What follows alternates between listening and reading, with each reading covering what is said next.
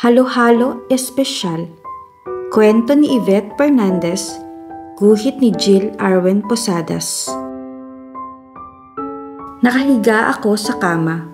Masama ang pakiramdam. Lunes ngayon at sanlinggo na akong nasa bahay at may sakit. Gusto ko nang makita ang araw. Gusto ko nang makasama ang aking mga kaibigan. Gusto ko nang maglaro sa daan. Binigyan ako ni Mama ng gamot at nagpatong siya ng malamig na bimpo sa aking noo. Ang pait ng gamot.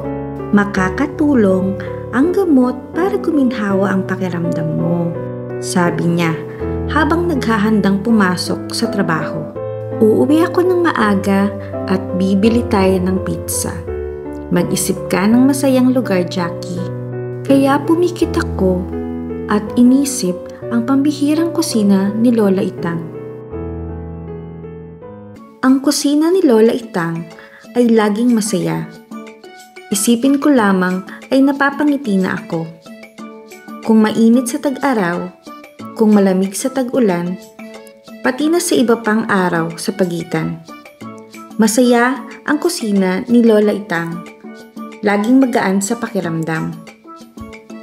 Lalo na tuwing merienda, pagkagising ko pagkatapos ng siesta, kapag unti-unting bumaba ang araw sa malinis na langit sa ibabaw ng bukirin ng mga tubo. Kamusta, Jackie? Isang malumanay at kilalang boses ang bumulong sa tenga ko. Pagmulat ko, nakita ko si Lola Itang na nakangiti sa akin. Nagmula pa siya sa kanyang pambihirang kusina para makasama ako rito sa lungsod. Nagugutom ka ba? May dala akong merienda. Inilabas ni Lola Itang ang isang plato ng mainit-init pang bibingkang nakabalot sa dahon ng saging na tinayantang sa init ng baga. Salamat po, Lola Itang! Sabi ko habang masayang bumabangon. Nagbudbod ako ng kinatgad na niyog at agad bumuti ang pakiramdam ko nang kainin ang mabangong kakanin na may mga piraso ng maalat-alat na kesong puti at itlog na pula. Salamat sa pagdalaw ninyo sa akin. Dito muna ako para gawan ka ng paborito mong kakanin para gumaling ka na.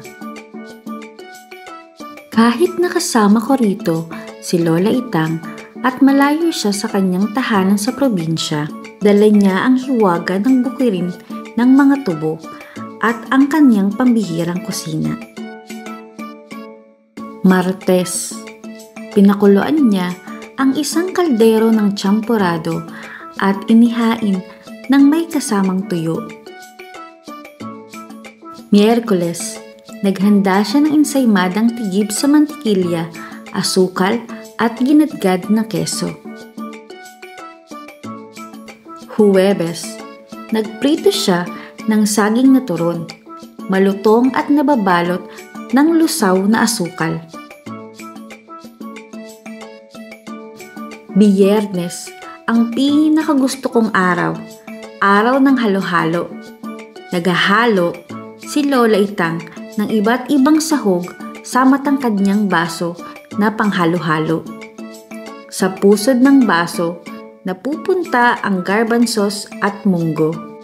Sunod ang mga hiwa ng minatamis na saging, malatang nata de coco, pula at berdeng gulaman, mahalimuyak na langka, sangkutsarang halayang ube, at isang hiwa ng leche flan. Pinuno ni Lola Itang ang baso ng kinaskas na yelo.